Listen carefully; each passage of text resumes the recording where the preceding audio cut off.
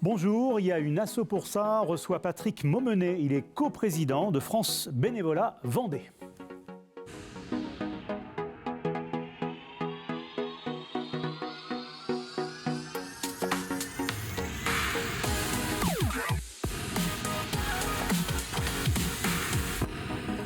Vrai ou faux, vivons-nous une crise de l'engagement bénévole? Difficile de répondre à cette question, mais la petite musique que l'on peut entendre du terrain associatif est qu'il est difficile aujourd'hui de remplacer soit un trésorier, un secrétaire général ou même un président.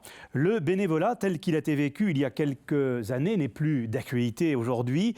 Le facteur donner du sens à son engagement est plus épais. Les réglementations pèsent sur la vie associative et elles peuvent faire peur dans la prise de responsabilité. Patrick Maumenet, bonjour. Bonjour. Alors je le disais, vous êtes coprésident de France Bénévolat Vendée. Les raisons de votre engagement? Personnel? Oui. Écoutez, mon engagement vraiment associatif a commencé à la retraite et j'ai eu envie de mettre à profit ce que j'avais pu acquérir dans le courant de ma vie pour le bien. Pour le bien commun. Commun, on va dire. Voilà, c'est ça. Alors, est-ce que le bénévolat est en voie de disparition, comme certains pourraient le laisser entendre? En voie de disparition, j'y crois pas. En crise, vous l'avez bien dit, c'est certainement vrai. Et parmi les facteurs que vous avez évoqués, je rajouterais peut-être une évolution sociologique de la population française en général, avec peut-être une envie de s'engager d'une façon différente de ce qu'on avait pu connaître il y a avant, on va dire. Hein. Voilà. Où les gens s'engageaient beaucoup plus par militantisme pour des actions, pour des motifs et alors que maintenant on est plus j'ai envie de faire quelque chose, je teste, je regarde, je reste pas forcément. Est-ce que le sens collectif disparaît au profit de mon bien-être? Si je m'engage, c'est pour moi.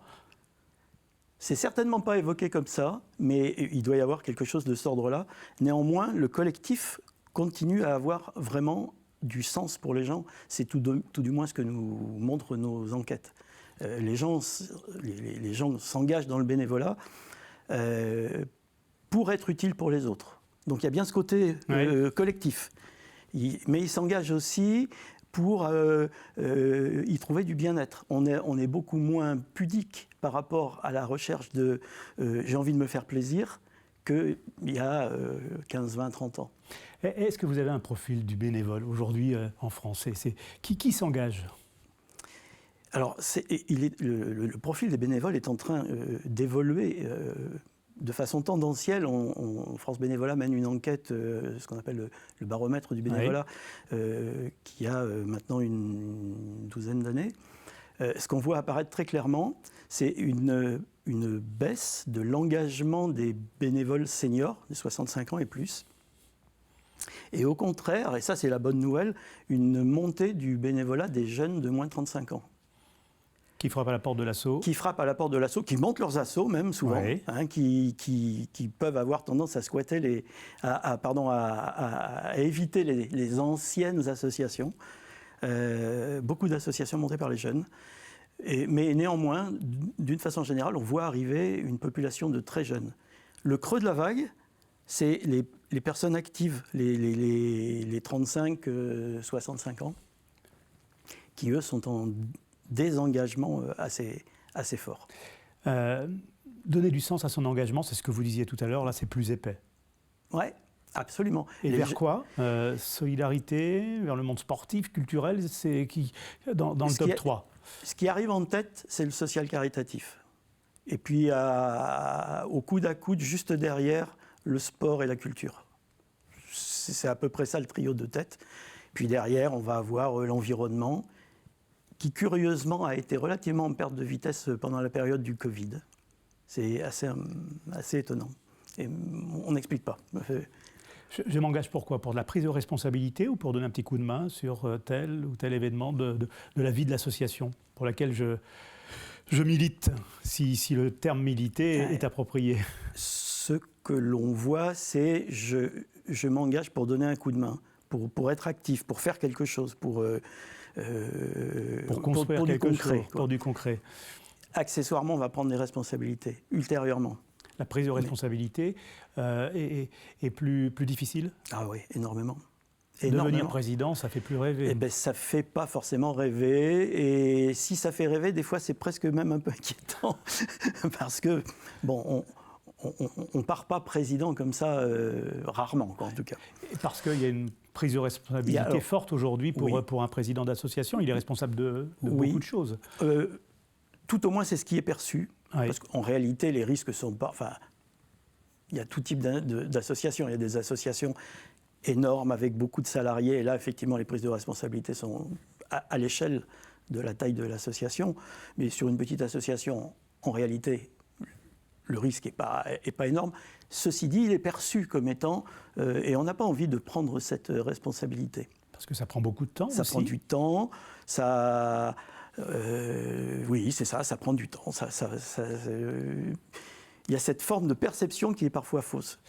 Et pourtant, il y a des solutions justement pour alléger un peu cette prise de responsabilité. Vous l'avez vous-même testé au sein de France Bénévolat Vendée, avec la co-construction, voilà, co-gouvernance. Ce sont des choses qui peuvent être testées plus facilement dans le monde associatif. Absolument. C'est quelque chose qu'on voit arriver de plus en plus, et de plus en plus d'associations qui se disent on a du mal à donner, à ce que quelqu'un prenne tout seul la responsabilité, et si on essayait de se répartir la responsabilité, alors ça peut être de la coprésidence, c'est ce que effectivement nous avons fait comme choix au sein de France Bénévolat, ça peut être vraiment de la gouvernance complètement partagée au sein du conseil d'administration, où voilà, il n'y a pas de leader spécifique. Et là, ça diminue justement la charge des tâches pour chacun.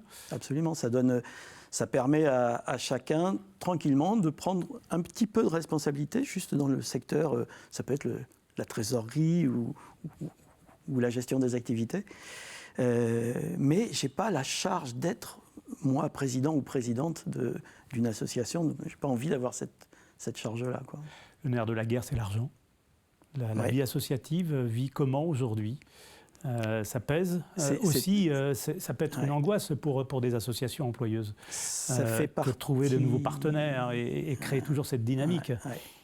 C'est avec la recherche de bénévoles, c'est un des points majeurs de difficulté énoncés par les dirigeants associatifs, la recherche de financement. Et avec moins d'argent disponible globalement, des difficultés pour monter un dossier. Des fois, faut être... Voilà, faut avoir... je dis pas Bac+5, mais enfin bon, faut... À l'inverse, on demande aussi à l'association d'être très professionnelle. Et on lui demande à l'association de s'engager sur ce dossier. Le financement qu'on arrive à trouver, les financements qu'on arrive à trouver, c'est généralement sur des dossiers, sur des projets bien spécifiques. Or, bien souvent, les associations, elles ont besoin d'argent, mais pour fonctionner. Et il y a très peu de moyens de financer une association juste sur son fonctionnement. Comment voyez-vous le bénévolat à 10 ans ? C'est quoi la perspective d'évolution de cet engagement ? Je pense qu'il sera toujours présent. Je pense qu'on voit vraiment... Enfin, c'est justement, ça rejoint ce qu'on disait tout à l'heure, l'accroissement de l'engagement des jeunes montre qu'il y a besoin de s'engager sur du collectif. Donc je pense que le bénévolat existera toujours. Après, est-ce que le monde associatif sera exactement le même que celui qu'on a vécu il y a 20 ans et même qu'on est en train de vivre ? Je crois que l'enjeu qu'on est en train de voir arriver, c'est... les associations doivent se réinterroger sur leur façon de fonctionner. Ce sera l'un des messages de la Journée mondiale du bénévolat ? Absolument. Je pense que c'est... Et pas que de la Journée mondiale du bénévolat, mais c'est vraiment un questionnement que doivent avoir les associations. Je vous propose de faire une pause pour le coup de pouce à une asso. C'est un espace de communication, j'allais dire positive, pour les associations du territoire de la Vendée. Et c'est Mathis Pirez qui est venu rencontrer l'association VC Live. Bonjour à tous les Vendéens et Vendéennes en quête d'un nouveau challenge sportif. Je me trouve aux côtés de Manon et Éléonore du club des cheerleaders de La Roche-sur-Yon. Bonjour Manon et Éléonore, est-ce que tu peux m'expliquer Manon en quoi consiste ton club ? Oui, bonjour. Alors, j'ai fondé le VCE Live en 2017. Donc, c'est une association de cheerleading en compétition. Donc, le cheerleading, c'est de la gymnastique, des sauts, des portées et de la danse. Donc, on évolue en compétition et non en animation comme les pom-pom girls peuvent le faire sur des matchs de tout autre sport. Pour les licenciés qui sont dans votre club, ils font quoi en fait ? Quelles sont les activités des licenciés dans votre club ? Alors, on va avoir plusieurs parties. La partie loisirs qui, eux, vont promouvoir notre sport en faisant plusieurs animations, que ce soit des matchs, par exemple, mais en montrant surtout les portées, pas forcément avec les pompons. Montrer ce qu'est le cheerleading sans forcément avoir des pompons. Montrer les portées, le tumbling, donc toute la partie acrobatique. Et la partie compétition, où on va pouvoir représenter la France sur, par exemple, des compétitions en France ou internationales, comme on a l'Open de Lyon en France, qui permet d'avoir plusieurs équipes de partout dans le monde, et une compétition en Espagne, à Barcelone. Et donc actuellement, vous recherchez des licenciés ? Tout à fait. Donc, on recherche des licenciés de 5 à 35 ans pour de la compétition ou du loisir.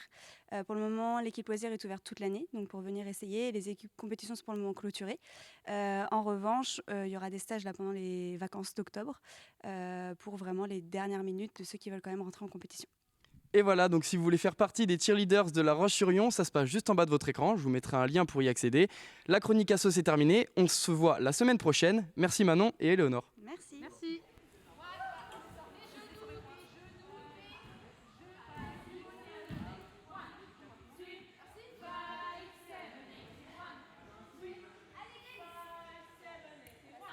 Retour sur le plateau de Yann Asso pour ça, avec Patrick Momenet, coprésident de France Bénévolat. Vendée, France Bénévolat, c'est une boîte à outils justement pour les assos qui sont à la recherche de... Alors, France Bénévolat, son rôle, c'est de donner envie aux gens de faire du bénévolat. C'est de développer l'engagement bénévole associatif. Et donc, si vous avez envie de faire du bénévolat, si vous avez envie d'être bénévole, eh bien, on met à votre disposition des outils, des permanences, un site, francebénévolat.org, sur lequel vous pouvez trouver des tas de missions ici en Vendée. Mais on est aussi à la disposition des associations pour les aider à garder, à recevoir et à fidéliser leurs bénévoles. Merci Patrick Momenet. Je rappelle que vous êtes coprésident de France Bénévolat. Vendée, bonne journée. Bonne journée.